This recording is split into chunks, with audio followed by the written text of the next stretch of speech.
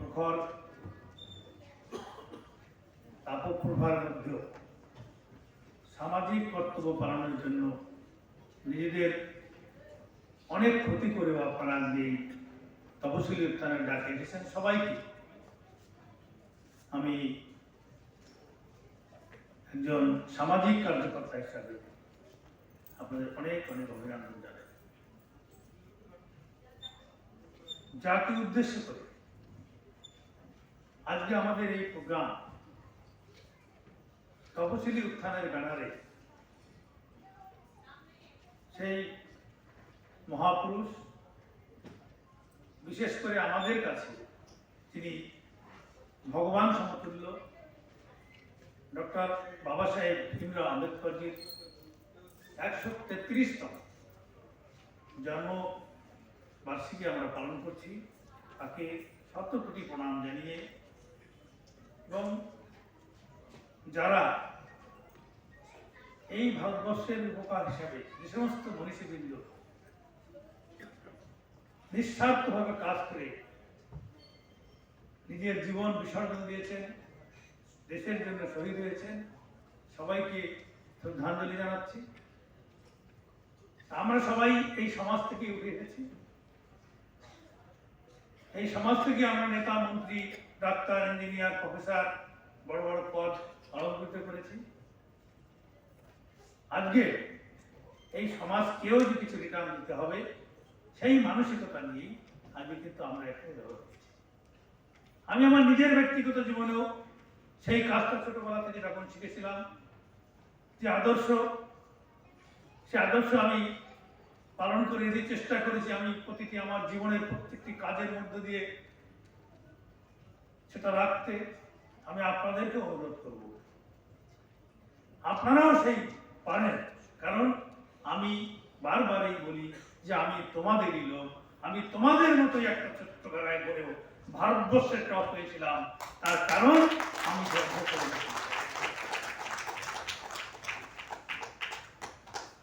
শুধুমাত্র নিজেদের চাওয়া পাওয়ার জন্য নয়, নিজেদের স্বার্থের জন্য নয়, নিজেদের লক্ষ্যে যদি অবিচল থাকে তাহলে একজন মানুষ এই পরিবারে জন্মগ্রহণ করেও যার যে ভারতবর্ষের সর্বোচ্চ ক্ষমতায় পৌঁছাতে পারে তার প্রকৃষ্ট উদাহরণ আজকের যারা ভারতবর্ষ শাসন করছে তাদের প্রত্যেকের জীবনে আপনারা স্টাডি করে দেখুন কোথায় তাদের জন্ম হয়েছে আর আজকে কোথায় তারা নেতৃত্ব দিচ্ছে।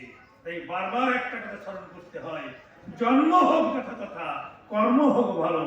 আর যে কথাটা বারবার আমি বলতে চাই যে গরিব হয়ে জন্মগ্রহণ করাটা কোনো অপরাধ নয়, গরিব হয়ে মৃত্যুবরণ করাটাই সামাজিক অপরাধ। আজকে আমাদের সেই শিক্ষা নিয়ে বাবা সাহেব তার প্রতিটি চেতনার, প্রতিটি কর্তব্য, তার প্রতিটি বাণীর মধ্যে বারবার যে কথাটা তিনি বলেছেন যে শিক্ষা শিক্ষা শিক্ষা, শিক্ষার কোনো বিকল্প নেই। আমাদের মতো গরিব ঘরের সন্তানদের যত কষ্টই হোক তাদেরকে আমাদের শিক্ষিত করে তোলাটাই হচ্ছে প্রথম কাজ। আর শিক্ষিত হলেই আমরা সমস্ত কারণ, নিয়ম কানুন, আইন শৃঙ্খলা সব জানতে পারবো। এই কয়েকদিন আগেই বাঁকুড়ার একটি প্রত্যন্ত অঞ্চলে আমি ছুটে গিয়েছিলাম। সেখানে সমস্ত তপশিলি অধ্যুষিত মানুষ, তারা গরিব, তাদের প্রান্তিক মানুষ, তাদের পাশে যখন দাঁড়িয়েছিলাম সবাই ভেবেছিলাম বোধহয় আমি কোনো পার্টির মিটিং করতে গেছি, ওখানেই ঝামেলা তৈরি হয়ে গেল। আমি তাদেরকে যখন বোঝাতে শুরু করলাম যে আমি তোমাদেরই লোক, তোমাদের কি অধিকার, সেই অধিকারটা জানানোর জন্য এসেছি, আমি এখানে কোনো ভোট চাইতে আসিনি, আমি কোনো রাজনীতি করতে আসিনি। ধীরে ধীরে সবাই শান্ত হয়ে গেল। তখন একের পর এক যখন তাদের অধিকারগুলো তাদের সামনে দাঁড়িয়ে বলতে থাকলাম, সবাই শান্ত হয়ে গেল, মানুষ ভিড় হয়ে গেল সেখানে দাঁড়িয়ে। কারণ ওরা ওদের অধিকারটুকু জানে না, যে অধিকারটুকু জানার জন্য আমি গিয়েছিলাম। আজকে আমাদের যে অধিকার বাবা সাহেব আজ থেকে 133 বছর আগে জন্মগ্রহণ করেও তিনি শৈশব থেকে যে যন্ত্রণা ভোগ করেছিলেন, নিজের জীবন যন্ত্রণার মধ্যে দিয়ে ধীরে ধীরে সংঘর্ষ করে যে যন্ত্রণা তৈরি করেছিলেন এবং সেদিন থেকে শপথ নিয়েছিলেন যে সমাজের শোষিত, পীড়িত, বঞ্চিত সমাজের মানুষদের জন্য অধিকার আমি রক্ষা করার জন্য তৈরি করে দিয়েছিলেন ন্যাশনাল কমিশন। আর্টিকেল 338 যে সংবিধানের মধ্যে এই সম্প্রদায়ের মানুষের যে রক্ষা কবচ, যে সেফগার্ড তিনি তৈরি করে দিয়েছিলেন, সেটা আমরা কেউ জানি না। আজ তার জন্য আমাদের উপর এত টর্চার, এত রকম অবিচার করার সাহস পাচ্ছে না। একজন বাঙালি হিসাবে 34 বছর ধরে এই সংগঠনে আপনাদের মধ্যে এরকম মিটিং কাজ করতে করতে করতে ভারত সরকারের মহামায়ী রাষ্ট্রপতি যখন এই সম্প্রদায়ের মানুষকে সেফগার্ড করার জন্য সর্বোচ্চ ক্ষমতা আমার হাতে দিয়ে দিল, সেটাই আমি শপথ দিয়েছিলাম। টিএন সেশন আসার আগে যখন ইলেকশন কমিশনকে কেউ জানতো না, আমি আমার কাজের মধ্য দিয়ে যে শিক্ষা আমি পেয়েছি সামাজিক স্তর থেকে, সেই শিক্ষাকে আমি ভারতবর্ষের বুকে দাঁড় করে দিয়েছিলাম এবং কমিশন কি সেটা ভারতবর্ষের মানুষকে টের পাইয়ে দিয়েছিলাম। এবং ভারতবর্ষের আজকে আলোচনার কেন্দ্রে আছে একজন বাঙালি হিসেবে সমস্ত ডিপার্টমেন্টে যে উনি যে কাজ করে গেছেন। যে বলতো অনেক লোক, অনেক অফিসাররা যে মোদীজি কিসকো बैठा दिया है, दिल्लीর অলিগলিতে आवाज উঠছে, কথা হয় যে टेरर को बैठा दिया है, टेरर टेरर इस टाइप का भाषा मेरे को बोल रहा है, टेरर मैंने ऐसा नहीं किया। এমন এমন কিছু কাজ আমি করে দৃষ্টান্ত স্থাপন করে দিয়েছিলাম ভারতবর্ষের মুখে যে কমিশন কি হতে পারে সে অধিকার রক্ষার জন্য সেটা করতে পেরেছিলাম এবং করেছিলাম। আজকে আমাদের নতুন চেয়ারম্যান এসেছেন, যে কাজটা আমি যে রাস্তাটা আমি দেখিয়ে দিয়েছি, ওই চেয়ারে বসে সুস্থ থাকতে পারবে না, কারণ জনধারা ইঞ্জিনটাকে চালু করে দিয়েছি, যেই বলবে তাকে চালাতে হবে সেই ইঞ্জিন। এই অধিকার রক্ষার দায়িত্ব আমি করে দিয়েছি। প্রথমেই বলেছি শিক্ষা, শিক্ষা আমাদের মেরুদণ্ড। এখান থেকে শপথ নিতে হবে আমাদের ছেলে মেয়েদের আমরা খেতে পাই না, ভালোভাবে তাদেরকে পড়িয়ে শিক্ষিত করবো। আমাদের আইন কানুনগুলো জানতে হবে, অধিকারটাকে জানতে হবে। আজকে দেখুন অনেক জায়গায় গিয়ে কমপ্লেন আমরা পাই যে আমাদের ঘর দিচ্ছে না। আমার অধিকার, আমি সব থেকে প্রান্তিক মানুষ, আমাকে ওই অন্য দলের লোকরা সেই ঘরটি দিচ্ছে না। আমি এখানে তারা বুঝে তাদের ক্লিয়ার করে বলতে যাই, ঘর কিন্তু কোনো রাজনৈতিক নেতা দেয় না। প্রধানমন্ত্রী আবাস যোজনার ঘরটি যিনি স্যাংশন করেন তিনি কিন্তু হচ্ছেন বিডিও, তিনি একজন সরকারি আধিকারিক। সরকারি আধিকারিককে দিয়ে অনৈতিক ভাবে কোন রাজনৈতিক দলরা তাদের অনুগামী লোককে পাইয়ে দেন, কিন্তু সাইনটা কিন্তু করেন ওই গভর্নমেন্ট অফিসার। সেই জন্য আমরা ওইখানে কোনো ঝগড়া করব না। আমাদের যদি মনে হয় যে সামাজিক প্রান্তিক মানুষ ইনি, এইখানে 20টা ঘর এসছে, সেই ঘরটার সব থেকে পাওয়ার যোগ্যতা এই মহিলার আছে বা এই পুরুষের আছে, এর পাওয়া দরকার সেই ঘরটা, এবং সেখানে যদি দেখা যায় অনৈতিক কাজ করে, তাহলে কিন্তু আপনারা দলবদ্ধভাবে গিয়ে ওই ভিডিও কি আপনারা চাষ করতে পারেন যে আপনি কোন আইনে এই গরিব লোককে বাদ দিয়ে আপনি এর সবকিছু আছে আপনি ঘর দিলেন, এর জন্য আপনাকে কৈফিয়ত দিতে হবে।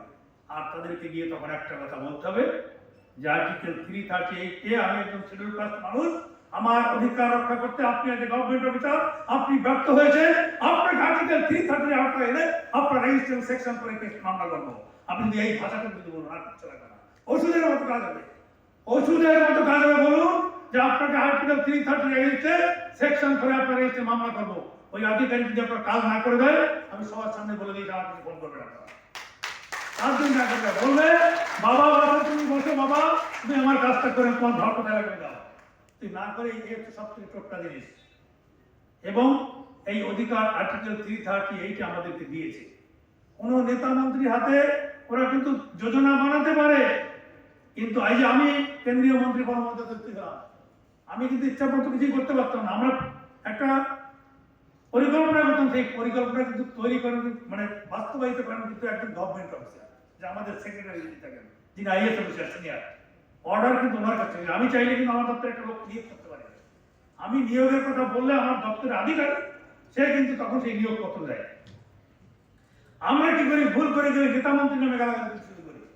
আমাদের অধিকার আদায় করার জন্য যিনি ওখানকার সেক্রেটারি আছে আমরা ফার্স্ট তার কাছে গিয়ে করবো। যেমন থানায় ব্যাংকে কোনো জায়গায় গেলে যে দুর্ব্যবহারটা করে, যদি তহসিলদের উপায় দুর্ব্যবহারটা করে, তাহলে কিন্তু আপনাকে সেই আধিকারিককে গিয়ে বলতে হবে যে আপনি আর্টিকেল 338 আমার রক্ষা কবচ আছে, আপনি আমার সাথে এই দুর্ব্যবহার করতে পারেন না, আমার ন্যায্য অধিকার আছে, আমার এই কাজ যদি আপনি না করে দেন, আপনার এই আর্টিকেল 338 কি বলবো সেকশন 4, এই সেকশন 4টা আপনি জানুন না জানুন পুরো ছেড়ে দিন স্কুলে গিয়ে, ও কিন্তু ভূত দেখার মতো হবে।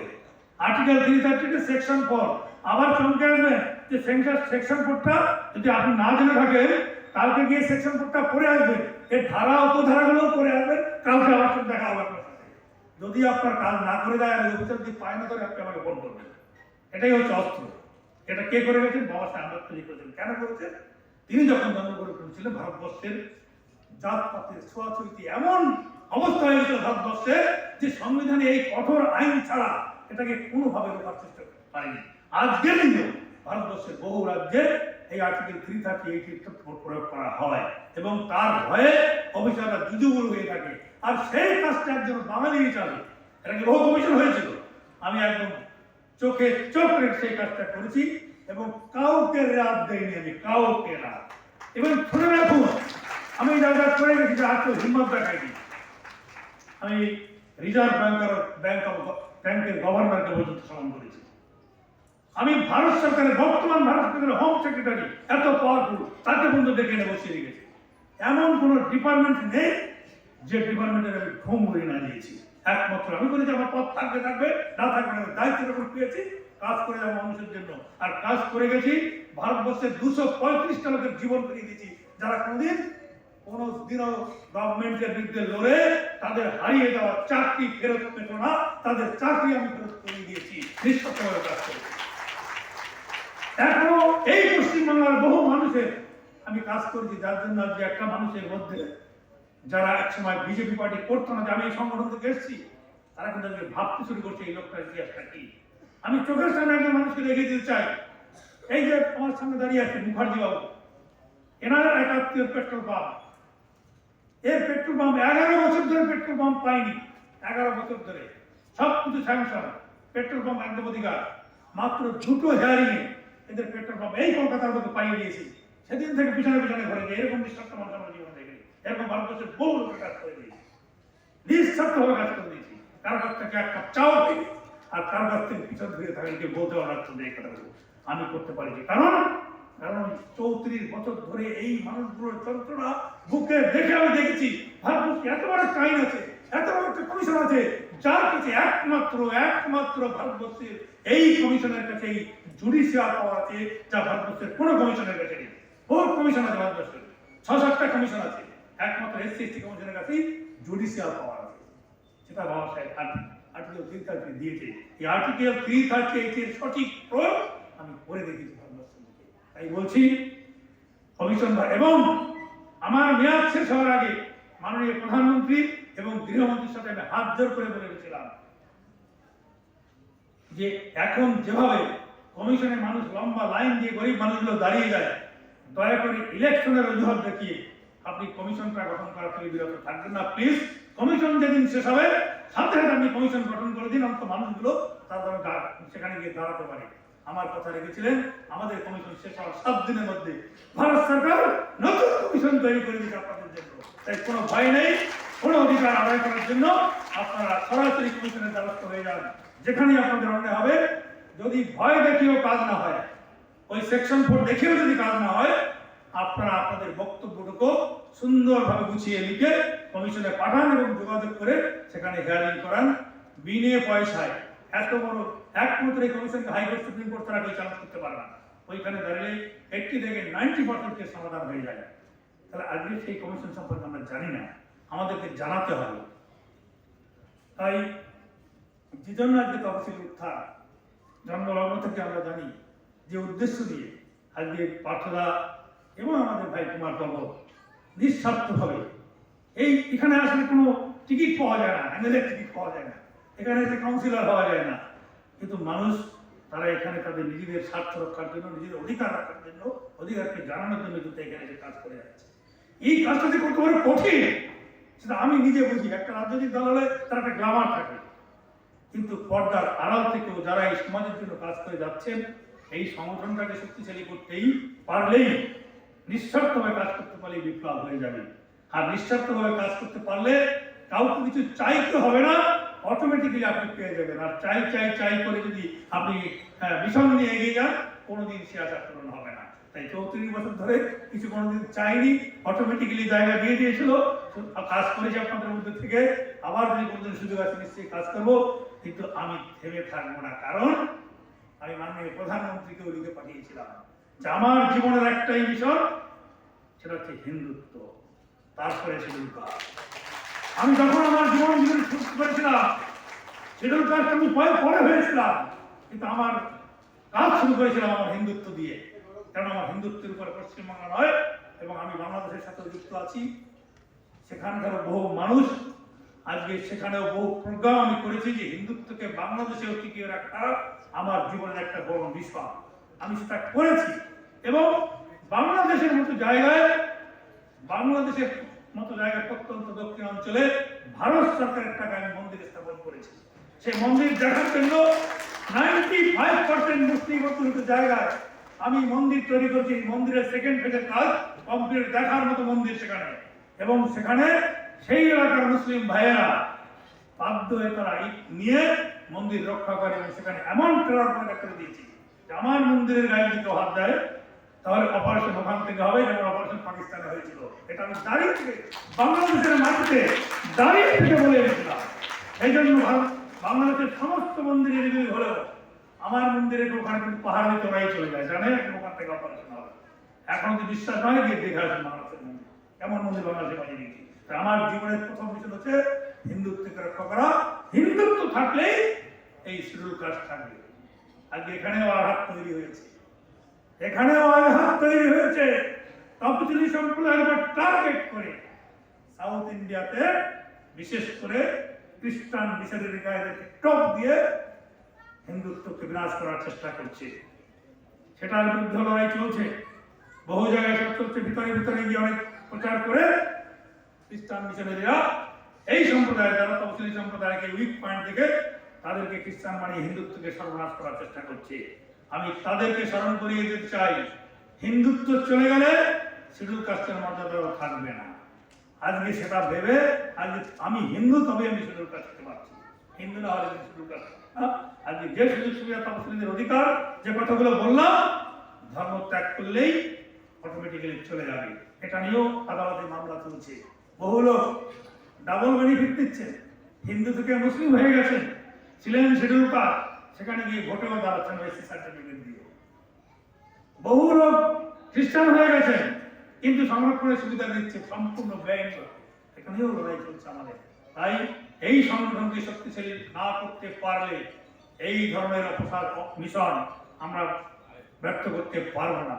আজকে যেভাবে সিএএ কে কেন্দ্র করে মিশন সমাজ করার জন্য চেষ্টা করছেন একদল, তাদের বিরুদ্ধে রুখতে পারবে আমাদের এই সংগঠন করার দরকার আছে। তাই আমরা সমাজে যতই কাজ করি না কেন, অন্তত ভাবে সপ্তাহে একটা দুটো দিন বা একদিন বা মাসে 2 দিন 3 দিন এই সংগঠনের জন্য কাজ করে এলাকায় ছোট ছোট গ্রুপ মিটিং করে, যেগুলো আমরা করতাম একটা সময় করে, তাদেরকে সংগঠিত করা, তাদের ব্রেন ওয়াশ করা এবং সামাজিক স্তম্ভকে শক্তিশালী করার জন্য এই কাজটা যদি আপনারা করতে পারেন, তাহলে এই তপশিলীকরণের কাজ আগামী দিনে সাকসেস হবে, হিন্দুত্ব রক্ষা হবে, দেশ রক্ষা হবে, জাতি রক্ষা হবে। জয় হিন্দ, বন্দে মাতরম, ভারত মাতা কি জয়। ধন্যবাদ শ্রী অরুণ হালদার মহাশয়।